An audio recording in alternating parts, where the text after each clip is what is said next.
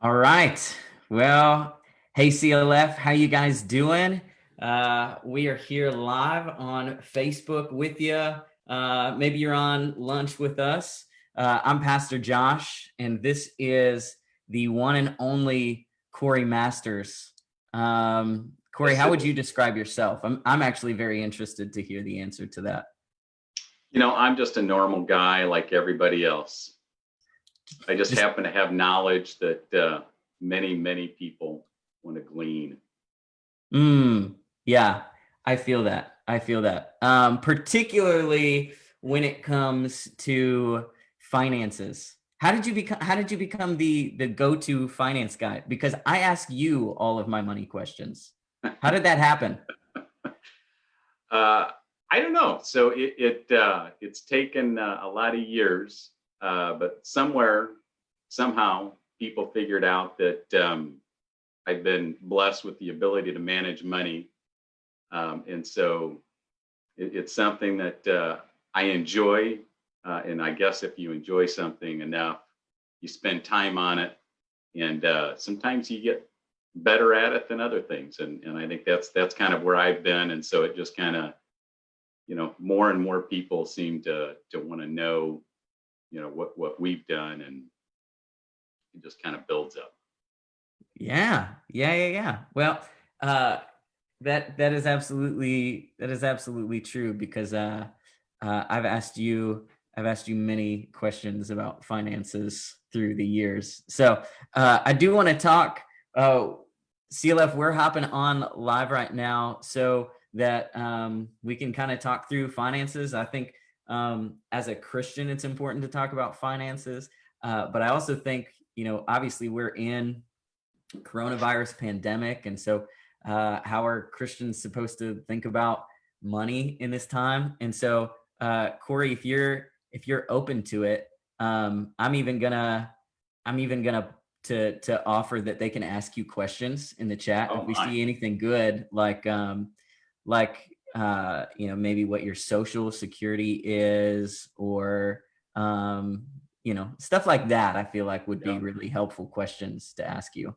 I think the more interesting question is if I could give somebody your social security number, that would make me kind of a money and security expert. I would be, I don't know that would get them very far in life, to be That'd honest, be interesting. but it'd be very interesting. Well, um, I mean, first off,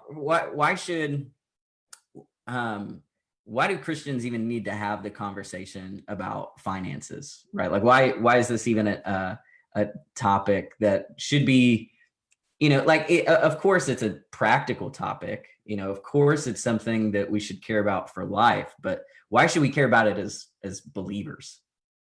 So, one of the most interesting things that I found out, that when I say it, I don't think anybody will be surprised, but I think we just don't think about it, is money is mentioned in the Bible more than any other topic except one. And so the only other Hmm. one that's mentioned more in the Bible is sin. And so it should give you Wow. some sort of perspective of, where money stack ranks in what God is telling us, and kind of how he's looking at our lives. And it's not that we want to over index on money and looking at money.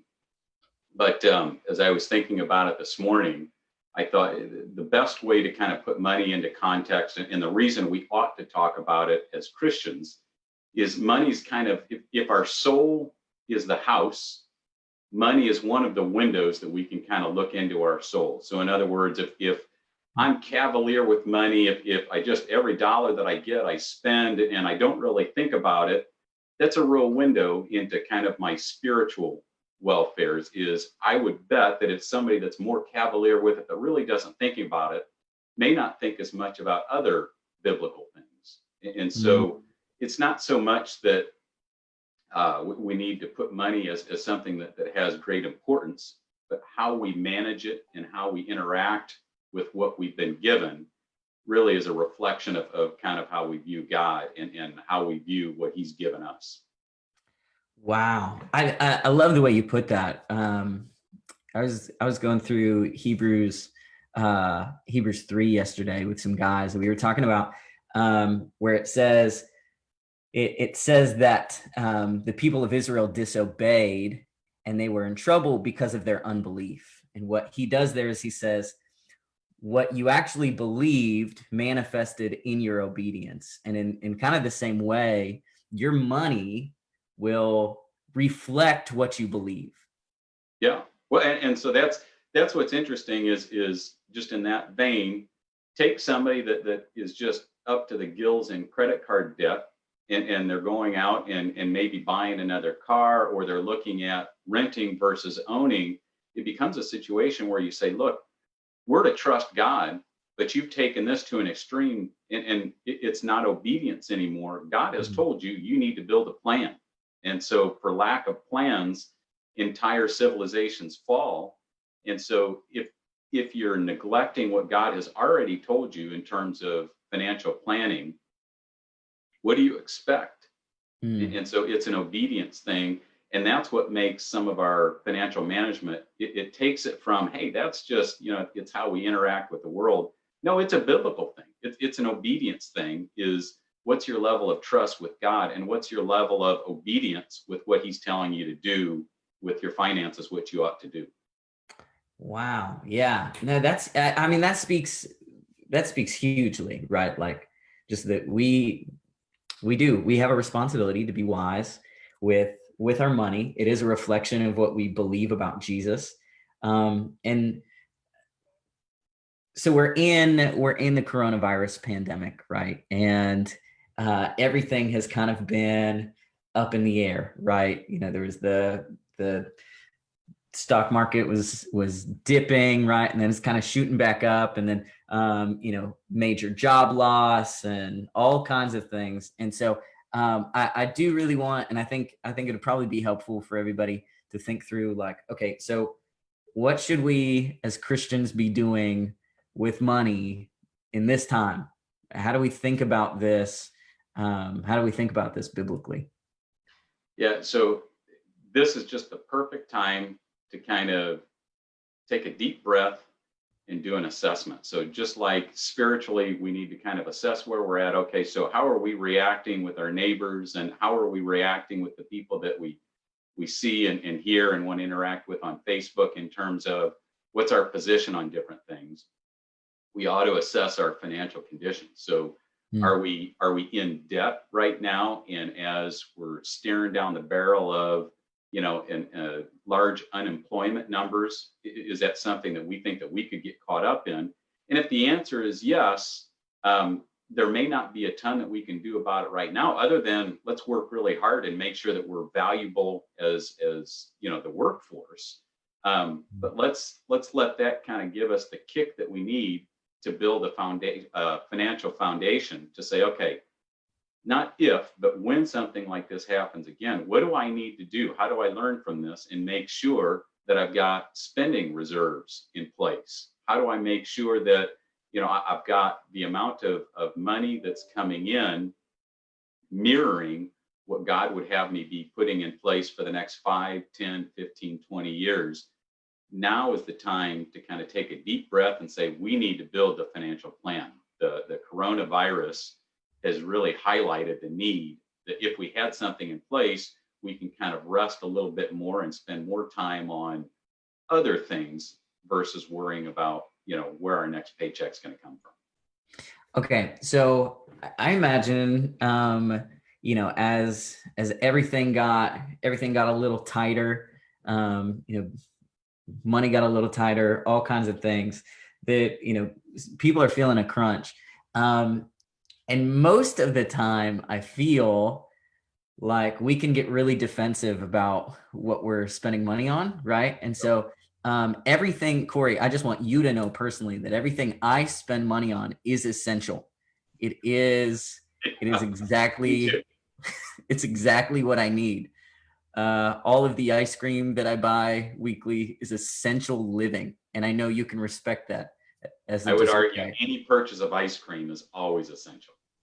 But let me ask, what maybe are some things that like people hold on to or people are spending money on that you would say, hey, you know what, like this probably should go. It's not as important as you think it is. What would you say to that?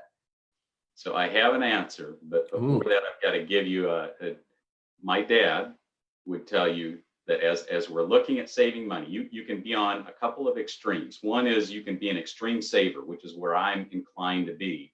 Hmm. And so that puts you in a position where every time you go past Starbucks is not essential. Every time you go past, whether it's Target or Walmart or your department store of choice, you say, no, I don't need anything that they've got in there.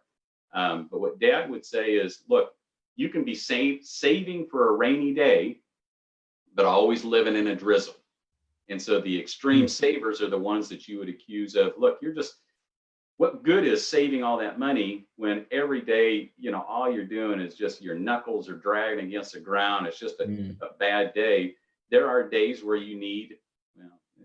there are days where the Starbucks latte is getting closer to an essential. And so it's important to note, because even people that are up to their gills in debt, you can't swing to the other radical side and say, I'm just not spending anything. I'm not going to spend a dime on anything that makes me feel good. Mm.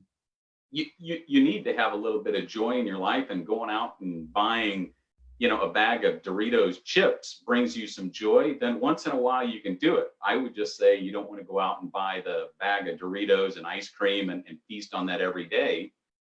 It's not a good idea financially, and it's not a good idea from a waistline point of view. For multiple reasons. If you start looking at all of those decisions as biblical decisions, and you start to measure against, look, I'm going to Publix this afternoon, and as I walk down the aisle and I look at that bag of Doritos and think, okay, well, that's $3.50. Do Doritos have anything that is physically, emotionally, spiritually redeeming about them? No. What else could I use that $3.50 on? And if you're starting to look at yourself and saying, let's see, I haven't given to my local church, I haven't been generous in any other area of my life, I've got debt, I've got lots of other obligations that I can't make, then that $3.50 that you would spend on Doritos becomes more of a spiritual decision, saying, I'm not honoring what God's given me. And so that becomes one of those things where if you get in there and you're looking at those Doritos, and maybe it's a BOGO, right? Now it's $3.50 and I can get 2 bags of Doritos. So now I'm really in great shape. And you look and you're saying, I'm being as generous as I believe God is telling me to be in terms of generosity to my church, to other people. I'm being responsible with my money. The Doritos is fine. The Starbucks is fine. Pick your poison there. Anything like that's fine. All the way from the bag of Doritos, clear on up to the $50,000 boat. Is if you have the money, if God has blessed you with the money to buy a $50,000 boat, not on credit, but He's blessed you with the ability to do that, and you've been generous with your local church, you've been generous with anything that God's put in front of you, saying, I want you to help these people. If you've done that, and in your prayer time, God's saying, it's okay. There is nothing at all wrong with that boat or the Doritos or the ice cream.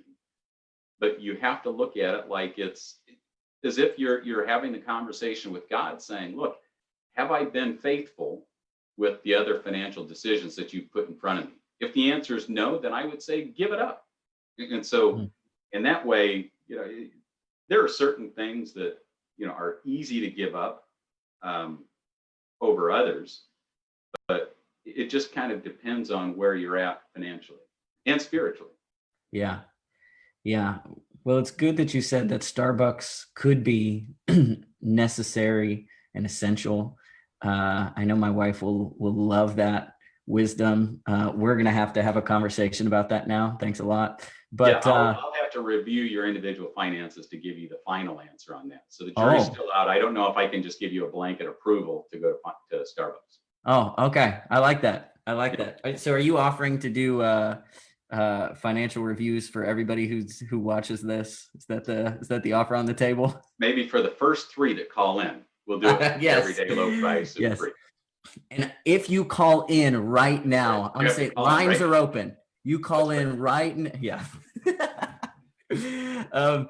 So this is good.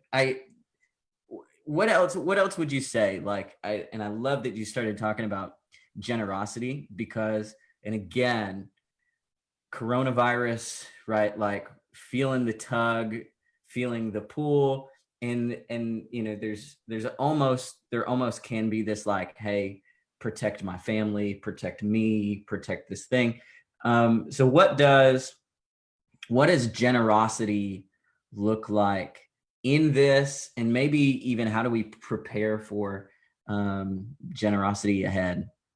Like, what if things get tighter? I mean, what if we're being generous now, but things are getting tighter? What does that look like?